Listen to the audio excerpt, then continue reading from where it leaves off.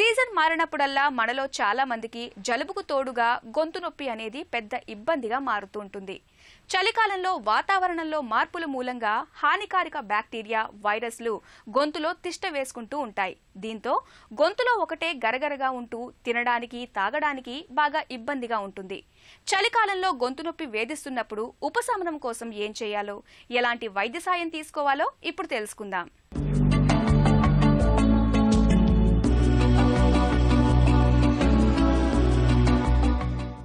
Season మారినప్పుడల్లా జలుబు, దగ్గుతో పాటు గొంతులో కూడా ఇబ్బందులు కనిపిస్తుంటాయి.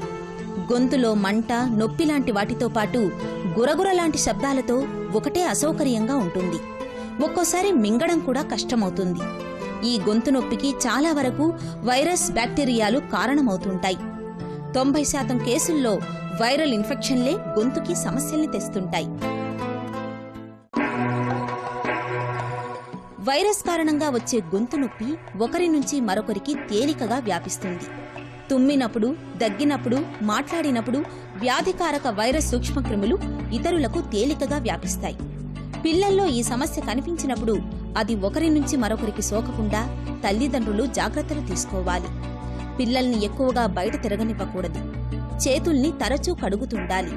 తరచూ ఉపయోగించే వస్తువుల్ని, బట్టల్ని శుభ్రం చేస్తుండాలి. గొంతులో అసౌకర్యం ఎక్కువగా ఉన్నప్పుడు కొన్ని జాగ్రత్తలు తీసుకుంటే నొప్పి, మంట, గురగుర శబ్దాలు తగ్గుతాయి. మంచి ఉపశమనం ఉంటుంది. గొంతు నొప్పిగా ఉన్నప్పుడు తగినంత విశ్రాంతి తీసుకోవాలి. విశ్రాంత సమయంలో శరీరంలోని రోగ నిరోధక వ్యవస్థ వ్యాధికారకాలతో బాగా పోరాడగలుగుతుంది. గొంతు నొప్పిగా ఉన్నప్పుడు సాధ్యమైనంత ఎక్కువ మొత్తంలో నీళ్లు తాగుతుండాలి. నీరు గొంతులో తేమను పెంచి మింగడాన్ని తేలిక చేస్తుంది. గొంతు నొప్పితో బాధపడుతున్నప్పుడు ద్రవాహారాల్ని ఎక్కువగా తీసుకోవాలి. మెత్తటి గుజ్జులాంటి ద్రవాహారాలు గొంతు నొప్పిని తగ్గిస్తాయి. మింగడాన్ని తేలిక చేస్తాయి. తరచూ ఏదైనా చప్పరించాలి. చప్పరించేందుకు ఏవైనా ఇస్తుంటే లాలాజలం ఎక్కువగా ఊరుతుంది. ఇది గొంతు నొప్పిని తగ్గించే సహజసిద్ధమైన పరిష్కారం. గొంతు నొప్పి ఉన్నప్పుడు కారం, మసాలాల్ని బాగా తగ్గించాలి.